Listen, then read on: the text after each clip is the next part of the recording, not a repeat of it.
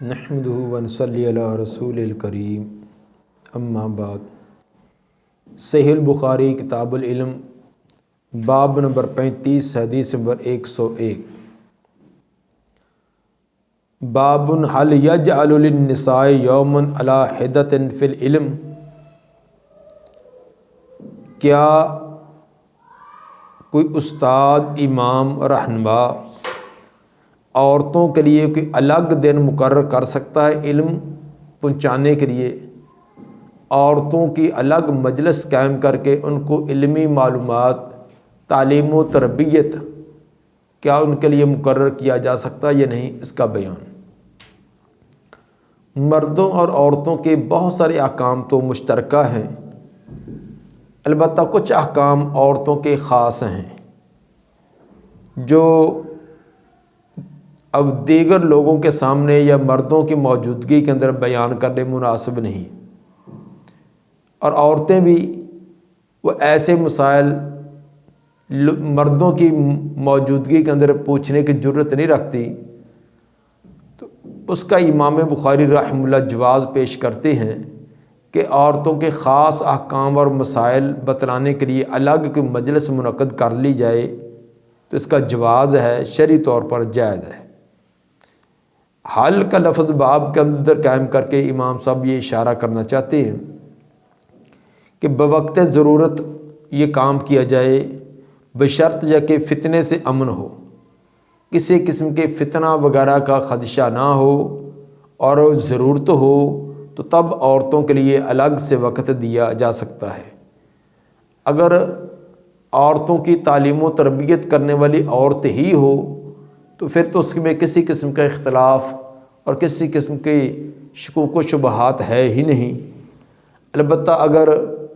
کوئی عورت تعلیم و تربیت دینے والی موجود نہیں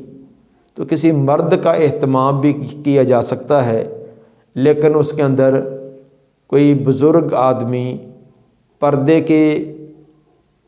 کے ساتھ باپردہ حالت میں عورتیں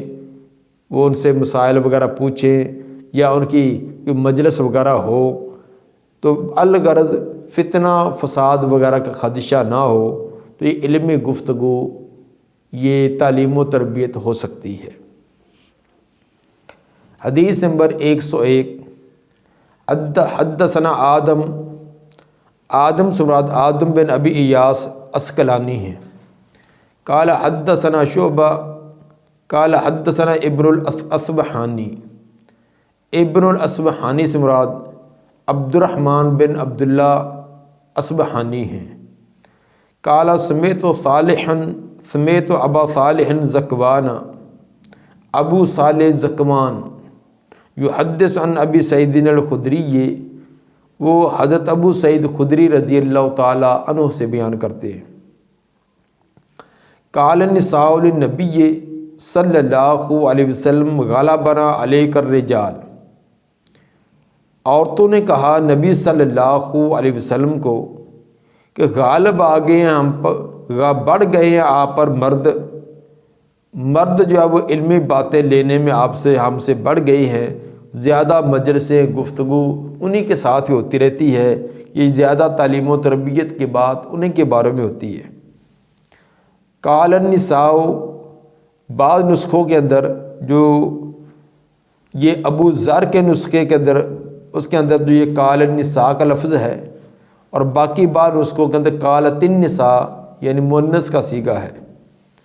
تو اگر قالا مذکر کا صیغہ بھی ہو تو اس کے اندر کوئی حرج نہیں ہے، کیونکہ النساء یہ جمع مکسر ہے اور جمع مکسر کے لیے مذکر کا صیغہ استعمال ہو جاتا ہے۔ فَاجْعَلْ لَنَا يَوْمًا مِن نَفْسِكَ، پس مقرر کر دیجیے ہمارے لیے بھی ایک دن اپنا ایک دن، اللہ کے رسول ہمارے لیے مقرر کر دیجیے کہ مرد ہمیشہ آپ سے پوچھتے رہتے ہیں، اپنے مسائل حل کرواتے رہتے ہیں، تو کوئی ایک دن ہمارے لیے مقرر کر دیتا کہ ہم بھی اپنے مسائل کو پوچھ سکیں۔ فَوَعَدَهُنَّ يَوْمًا لَقِيَهُنَّ فِيهِ، آپ نے وعدہ فرمایا ان سے ایک دن کا کہ آپ ان سے ملیں گے، آپ نے ایک دن ان سے ملاقات کا، ایک دن ان سے مجلس ان کو بیان کرنے کا وعدہ کیا۔ ثابت ہوا کہ جلسے کے لیے، کانفرنس کے لیے وقت مقرر کرنا یہ کوئی بدعت نہیں ہے، یہ نبی صلی اللہ علیہ وآلہ وسلم کا بھی سبھی یہ چیز ثابت ہے۔ فوعظہن وامرہن، آپ نے ان کو وعظ کیا اور ان کو حکم احکام بھی دیے۔ فکان فیما قال لہن، اور ان باتوں میں سے جو آپ نے ان کو فرمائی تھی کئی قسم کی آداب، کئی احکام، کئی مسائل بیان کیے، ان میں سے ایک چیز کا تذکرہ ابھی کیا جاتا ہے۔ فکان فیما قال لہن، اور ان باتوں میں سے جو آپ نے ان کو فرمائی تھی، ایک یہ تھی کہ ما من کن امرات، نہیں ہے تم میں سے کوئی ایک عورت بھی، تقدم ثلاثۃ من ولدہا، جس نے 3 اپنے بیٹے آگے بھیج دیے ہوں، یعنی 3 بیٹے یا بیٹیاں اس کی فوت ہو چکی ہوں، الا کان لہا حجاب من النار، مگر یہ اس کے لیے حجاب ہو جائیں گے آگ سے، آگ کے آگے یہ رکاوٹ اور پردہ بن جائیں گے۔ ما منکم امراتن، نہیں ہے تم میں سے کوئی عورت بھی، من کنہ سے مراد یہ مسلمان عورتیں ہیں، گویا کہ یہ مسلمانوں کے لیے یہ خوشخبری بیان کی گئی ہے۔ تقدم ثلاثۃ من ولدہا، اپنی اولاد میں سے 3 آگے بھیجے۔ ولدہا، ولد کا لفظ یہ مذکر اور مؤنث دونوں پر بولا جاتا ہے، یعنی جس کے 3 بچے، خواہ مذکر ہوں یا مؤنث ہو، چھوٹی عمر کے اندر فوت ہو گئے، آگے بھیج دیے۔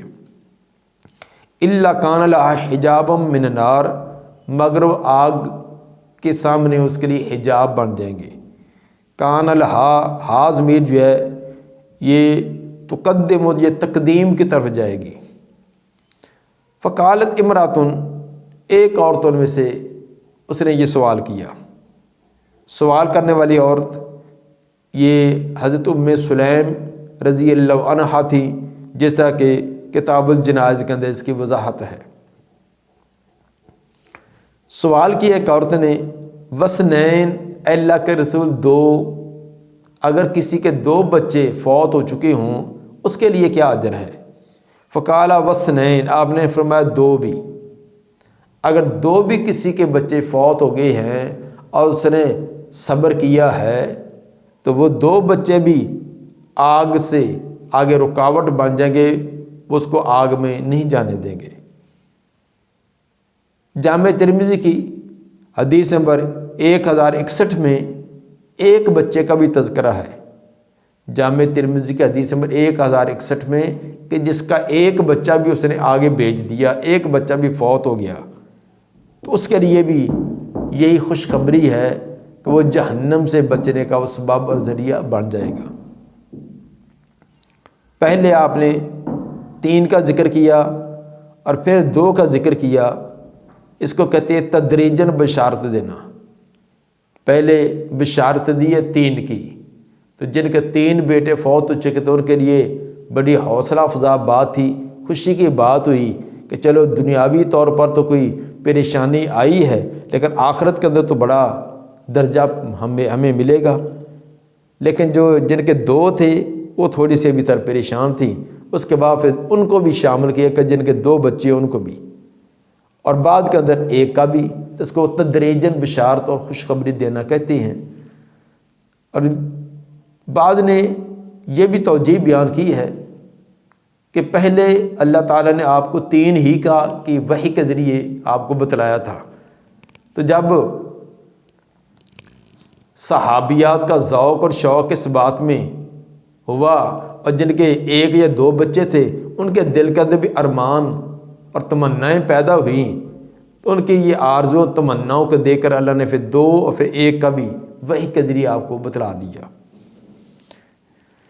بعض نے تطبیق یہ بھی دی ہے کہ عورت کے صبر کے درجے کے مطابق ہے۔ ایک عورت انتہا درجے کی صابرہ، اس کا تو 1 بچہ بھی گیا تو وہ بھی اس کے لیے جہنم سے بچاؤ کا ذریعہ، دوسری کے اندر کچھ تھوڑی بہت اس نے واہ ویلا کہ رونا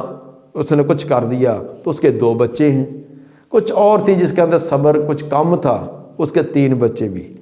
تو تو جیسا اس کا صبر کا درجہ تھا اسی اعتبار سے 1 بچے والی، 2 بچے والی، 3 بچوں والی یہ بیان کیا۔ بعض نے یہ بھی 1، 2 اور 3 کی توجیہ بیان کی ہے کہ اولاد کی قلت اور کثرت کے اعتبار سے ہے۔ ایک عورت، اس کو ماں اللہ تعالیٰ نے ماشاءاللہ 8-10 بچے دیے ہیں، تو 8-10 بچوں میں سے اگر 2 یا 3 فوت بھی ہو گئے تو باقی 5-6 پھر بھی باقی ہیں، اور ایک بیچاری کا تھا ہی ایک ہی تھا، وہ بھی فوت ہو گیا۔ اب اس کا صبر اور جس کے 8-10 میں سے 2-3 فوت ہو گئے باقی بھی ہے، ان دونوں کا صبر ایک جیسا نہیں ہوگا۔ تو یہ اولاد کی قلت اور کثرت کے اعتبار سے یہ ہے کہ جس کے زیادہ بچے ہیں وہ 3 اگر فوت ہو گئے ہیں اس کو یہ درجہ ملے گا، جس کے اس سے کم ہے اس کے 2 فوت ہوئے ہوں، جس بیچاری کا ہے 1 یا 2 تھے اس کا 1 بھی فوت ہو جائے اس کے لیے یہ درجہ۔ بہرحال امام بخاری رحمہ اللہ اسے ثابت یہ کرنا چاہتے ہیں کہ عورتوں کے لیے الگ سے وعظ کرنے کا یہ کوئی مجلس کوئی منعقد کی جا سکتی ہے، اور اس کے اندر جو عورت کے حوصلے اور صبر کا تذکرہ کیا ہے تو یہ مرد بھی اس شرف میں شامل ہو سکتا ہے، کیونکہ عام طور پر عورتوں کے اندر یہ بے صبری زیادہ ہوتی ہے، رونا پیٹنا زیادہ ہوتا ہے، اس لیے خصوصی طور پر ان کو یہ خطاب کیا گیا ہے۔ مرد تقریباً اکثر افراد جو وہ حوصلے والے ہوتے ہیں، ان کے اندر وہ عورتوں کی طرح روتے ہی رہنا، پریشان ہی رہنا اور بہت زیادہ غم کا اظہار کرنا مردوں کے اندر یہ کم ہوتا ہے، عورتوں کا اندر یہ زیادہ تھا، اس لیے عورتوں کو یہ خطاب کیا۔ اور ویسے انسان پر 2 وقت سخت آزمائش کے آتے ہیں، تو ان اوقات کے اندر جو کامیاب ہو جاتے ہیں حقیقت میں کامیابی انہی کی ہے۔ ایک تو شدت فرحت، بہت سخت خوشی پہنچے تو اس وقت بھی بعض لوگ آپے سے باہر ہو جاتے ہیں، خوشی کی وجہ سے وہ کسی جائز ناجائز کی پرواہ کیے ہوئے ہر ایک کام کرتے جاتے ہیں، جس تک شادی بیاہ پر کئی منچلے جوانوں کو آپ نے دیکھا ہے آگے پیچھے نماز روزہ بھی کرنے والے ہوتے ہیں، لیکن ایسے موقعوں پر وہ سب کچھ بھول کر ایک آوارہ لڑکوں کی طرح ڈانس کرنا اور طرح طرح کی باتیں کرنا اور طرح طرح کے کام کرنا وہ بھی شروع کر دیتے ہیں۔ اور دوسرا شدت غم کے اندر بھی اکثر طور پر بے صبری، زبان سے طرح طرح کے الفاظ، رونا پیٹنا یہ ہو جاتا ہے، اور بعض تو شدت غم کی وجہ سے شکوے شکایتیں حتیٰ کہ اللہ تعالیٰ کی ذات کے بارے میں بھی اس طرح کے غلط قسم کے الفاظ بول دیتے ہیں۔ تو جو اتنے غم کے وقت صبر کرے، حوصلہ رکھے، تو اس کے لیے اجر و ثواب بھی بہت زیادہ بیان کیا گیا۔ حدیث نمبر 102، حدثنا محمد بن بشار قال حدثنا غندر قال حدثنا شعبہ عن عبد الرحمن بن الاصبحانی عن ذکوان عن ابی سعید الخدری عن النبی صلی اللہ علیہ وسلم بہذا۔ دوسری سند بیان کی ہے، متن وہی تھا، اس کے اندر ایک خصوصی فرق فائدہ تھا جس کے لیے امام صاحب دوسری سند لائے ہیں۔ وہ فائدہ یہ ہے کہ پہلی سند کے اندر حدثنی ابن الاصبحانی کہا تھا کہ اصبحانی کے بیٹے نے بیان کی، اب وہ مجہول، اس کا نام مجہول ہے، پتہ نہیں تھا، لیکن یہاں اس کے اندر صراحت ہے وہ عبد الرحمن بن اصبحانی۔ تو یہاں وضاحت کرنے کے لیے کہ پیچھے جس کا نام مبہم تھا اس کا اس سند کے اندر صراحت اور وضاحت آ گئی ہے۔ ایک اور سند بھی لائے ہیں امام صاحب کہ وعن عبد الرحمن بن الاصبحانی قال سمعت ابا حازم عن ابی ہریرہ قال ثلاثۃ لم یبلغ الحنث۔ ایک دوسری سند جو عبد الرحمن بن اصبحانی سے آگے بیان کی ہے، وہ فرماتے سمعت ابا حازم، پیچھے والی سند کے اندر عبد الرحمن بن اصبحانی ذکوان سے بیان کرتے تھے اور یہ ابو حازم سے ہے، اور پیچھے والی آگے ابو سعید خدری صحابی سے تھی اور ادھر سیدنا ابو ہریرہ رضی اللہ تعالی عنہ سے ہے۔ ایک تو یہ بھی فرق ہو گیا کہ وہ دوسرے صحابی سے، یہ ایک دوسرے سے صحابی سے۔ البتہ حضرت ابو ہریرہ رضی اللہ تعالیٰ عنہ کی روایت کے اندر ایک لفظ ایک اضافی ہے جس کا ایک خاص فائدہ بھی ہوا، وہ ہے کہ ثلاثۃ لم یبلغوا الحنث، 3 بچے وہ ہوں جو بلوغت کو نہ پہنچے ہوں، نابالغ بچے ہوں، ان کا تذکرہ کیا۔ نابالغ بچے سے محبت فطرتی طور پر زیادہ ہوتی ہے، قلبی تعلق زیادہ ہوتا ہے کیونکہ وہ گناہ سے بھی مبرہ ہوتا ہے، اور چھوٹے بچوں کا صدمہ ماں کو زیادہ ہوتا ہے کیونکہ ماں نے نئی نئی تکلیف اس کے جننے کی، حمل کی، دودھ پلانے کی، اس کی پرورش کرنے کی تکلیفیں تازہ تازہ برداشت کی ہوتی ہیں۔ اگر فوت ہو جائے تو ماں کو صدمہ زیادہ ہوتا ہے۔ جب بچے بڑے ہو جاتے ہیں تو عام طور پر وہ پالنے سنبھالنے اور تمام جو تکلیفیں ہوتی ہیں وہ بھول جاتی ہیں،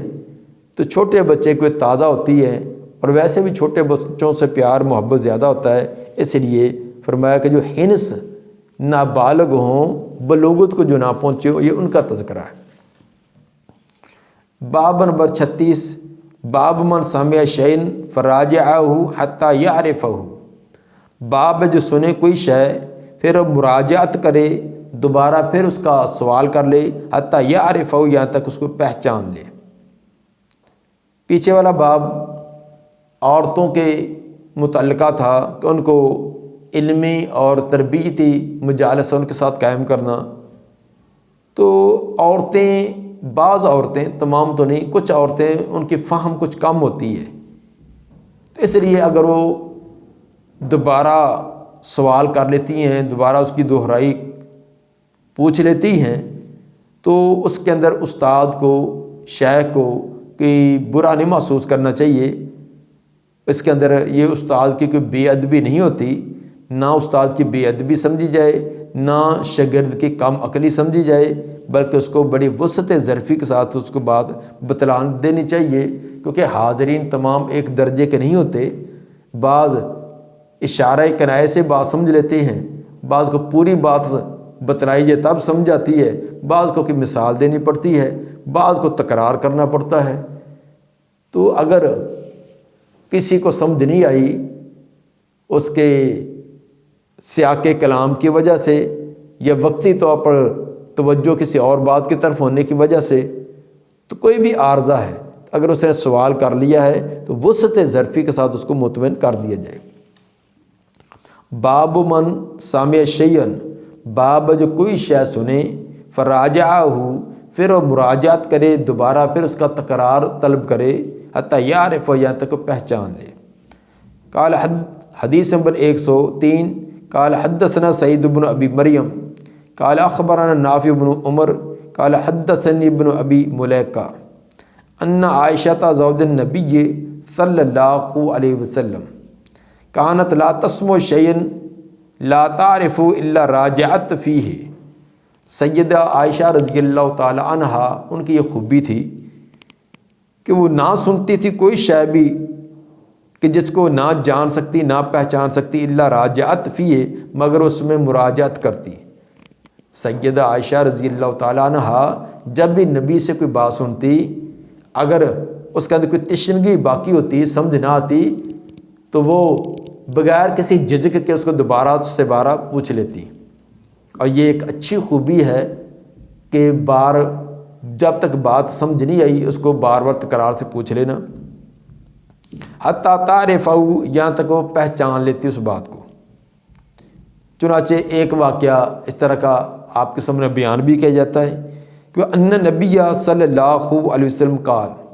ایک مرتبہ نبی صلی اللہ علیہ وسلم نے فرمایا، من حوسب عذب، جس کا محاسبہ کیا گیا، جس کا حساب لیا گیا، اس کو عذاب دیا گیا۔